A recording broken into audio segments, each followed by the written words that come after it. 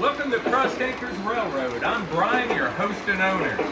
This is my introductory video, better late than never. I know if you're already a subscriber, I have a couple videos up, but this is what I wanted to do. I wanted to give a brief overview of the layout, why I'm doing this, and as well as my love of model trains and how it's helped me. I'm up here on the eastern side, as far east as I can get in the Cross Anchors Railroad. I'm up in my main mountain, and as you can see, I'm being got some shark noses going around. And as this layout developed out of my mind, because no, before you ask, I did not use a track plan thing. It started as an oval. Well, the first project was finishing this room. This isn't a house over 100 years old, and we're up in the attic. So that had to be worked and took some years. And this all was bit by bit when you had an extra dollar, and I bought an extra piece of wood, and it kept growing. And I wanted more than just an oval, and then I wanted more of this. And you get into it, and you watch, and like YouTube really gets you like, oh wow, you can do a lot. So what I decided was, here in this situation, I decided with 072 or bigger, I wanted to be able to run anything, anywhere on the layout. And with that, that gives me a lot of leeway. I have up to 096 on some big turns that I have. And where I live in Virginia, but I grew up in my hearts in Pennsylvania for a lot of things. And in that is, of course, the PRR is just like your PRR, freak flag fly. And that's my favorite. But there was seven railroads that operated in Virginia, and I decided to try to kind of stick with them in my head, but that was just me working out some stuff. And also how model railroading has helped me later in life in developing, helping with the therapies of coming back from Operation Iraqi Freedom as a disabled combat vet. And this has helped me, and it is very therapeutic, and a lot of people I hear say that, and it is. And this is definitely something that started when I was a kid, like the rest of you, usually with your dad, somehow when you were a little kid and you got like hooked on it like some sort of drug. They always get you when you're young, and that's how they make sure they keep you your whole life. But I digress with that. I have progressed out of time, and here I'm going to come out of the mountain and move along in the layout.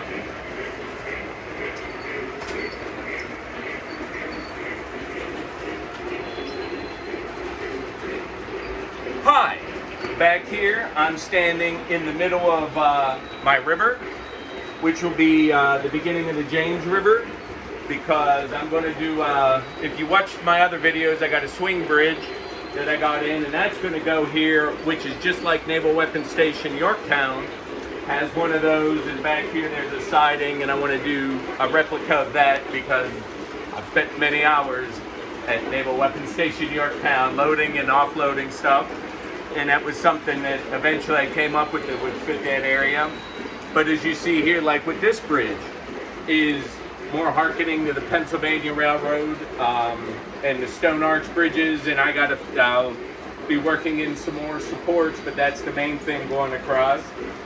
And up here and all the bridges working on, you know, that's the MTH bridge, line out, easy, but I've done a lot of very custom work bridges, especially this one back here. I had bought that, but basically disassembled the entire thing. I got and re-put it together to get to modern height as well as modern width to be able to make that work. So it's a big redone bridge there and repainted and everything.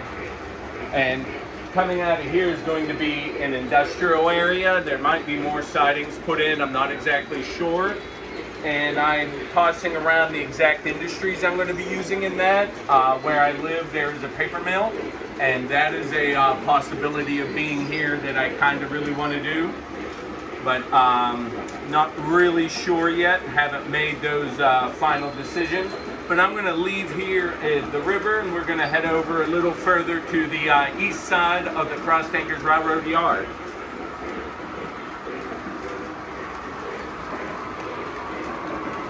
Over here, as you can see, this is the approach into the east side of the yard, where I have 4 main classification tracks as well as a bypass track. And this side is designed more like the Y switches to break them out. This is the spur that'll go around to the weapons station. But as you've noticed in looking, I don't have one single level track. I have 5 main lines and none of them are level. They all go up or down based on trying to fit into, you can see this odd shaped room, and trying to make it and get as much action as I could and be able to operate trains and not worry about trains hitting into each other. So as you see now, I can have 5 trains going in. Look, Mom, no hands, nothing, no couples to let go, and everything's going, and I'm thrilled about that. So there's the Crescent Limited, one of my favorites. But let's go down here, guys, so you can see my main distribution area. Power and control. Here are this side of the layouts, the 4 180 blocks that control it and power those sections. It's TIU, 4 AIUs. I used MTH for my control of switches. It is phenomenally more affordable. I know they're going out of business, but okay. That's already been solved, a ton of it, and a whole lot of stuff dealing with the control systems. And actually, this was phenomenally easy. Whereas $100 gets me 10 switches to control, whereas on Lionel, $100 gets you 4 switches to control. And that really, when you have over 50 switches, that really begins to adjust your budget. So I mean, I'm over to like 50 some switches now. I think the designs I have take me to over 60. So that really begins to change the pocketbook and the control, but I don't really have problems with it. Everything is Wi-Fi, from the Lionel Wi-Fi to the MTH.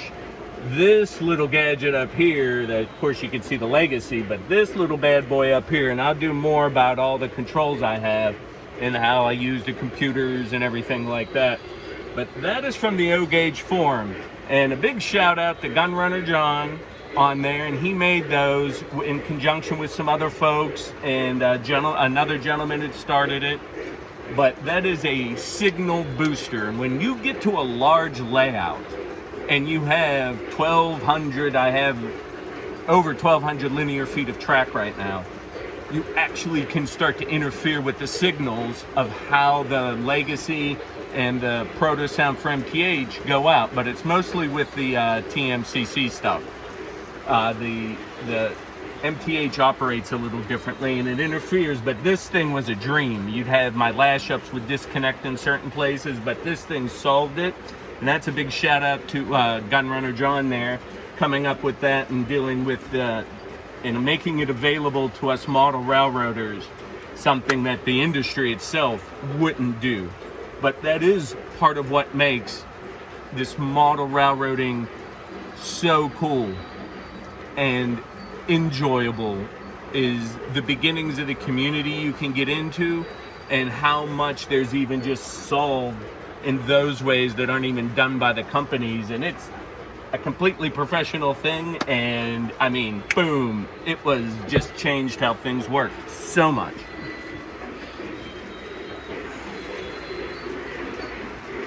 So as we move down here, this is into the yard. You can see the 4 main classification tracks. Here is a bypass track or a 5th classification track for the yard. Here's where my control area and different reference materials and how I run everything.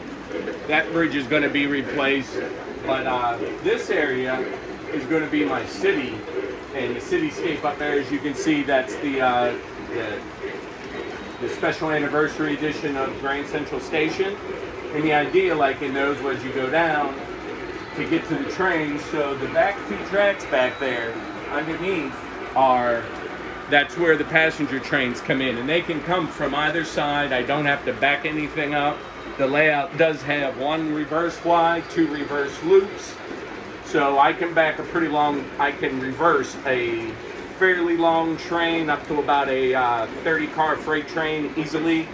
and more than easily like my Congressional, which is an 11 car train at the moment.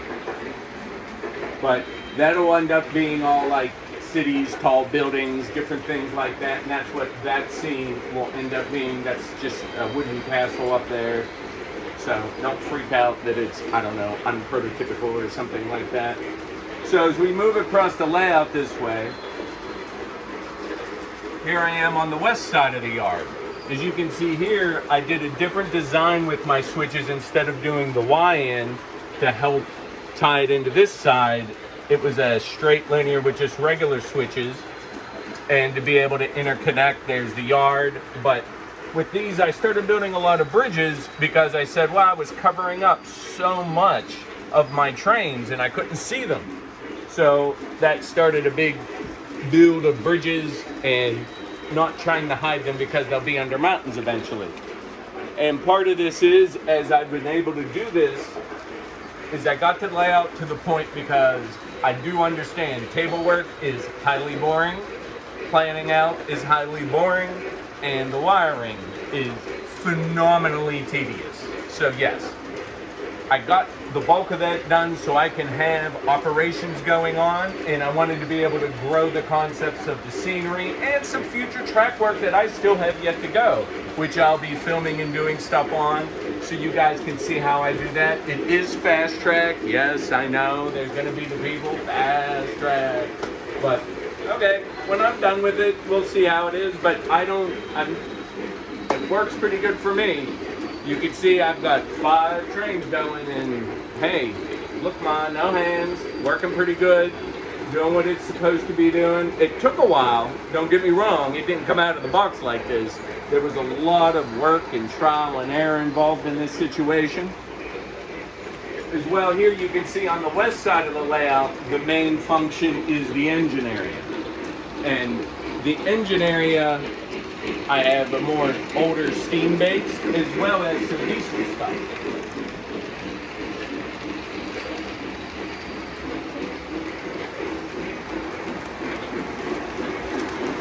So here I am, as far west as I can get in the Crossed Anchors Railroad. Now there's still a little place I could pop up further back there because you always have to get to a derailment. And as anybody in this anybody who knows that's in this hobby, it will derail or have a dirty spot in the furthest place you can get to. And you just have to have those access points. But this is a normal one, as you see here. This is my main engine area. I have 2 inbound, outbound for the engines to come in. There's the main turntable. That's just the Atlas 24-inch. I eventually want to move up to be able to like spin a big one. Probably in that neighborhood of like, I guess it's 34 inches or 36 inches. One of the Millhouse ones, hopefully.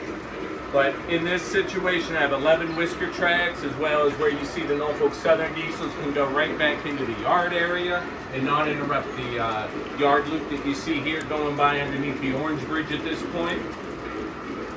And back behind me is my diesel area, where I have 4 big sidings, where my biggest sidings are 4.5 feet long, so I can fit some nice diesel lash-ups back here, or electric. And I have engine sheds that are gonna go here, they're kits, and the more modern looking stuff is gonna go over here for the diesels, and be able to have those here.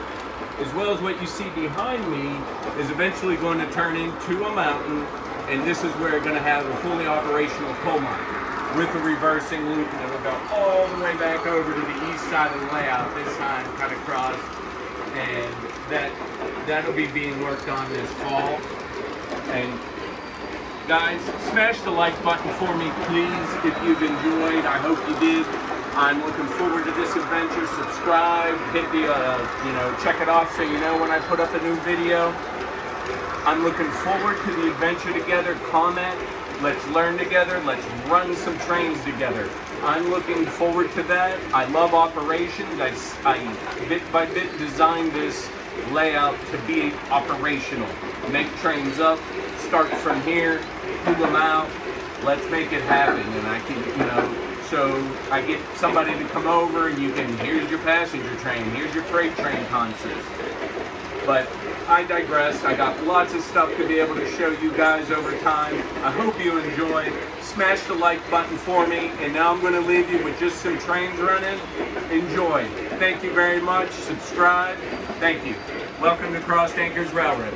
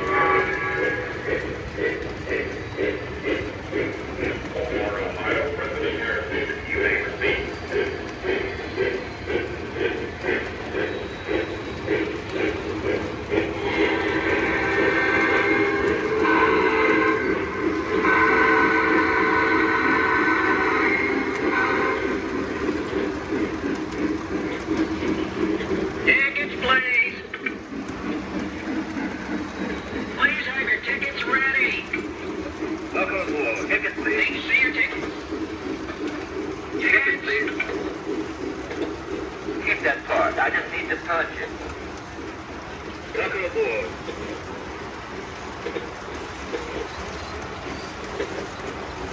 Everyone comfortable? Can I get you a pillow? Can I get you a blanket?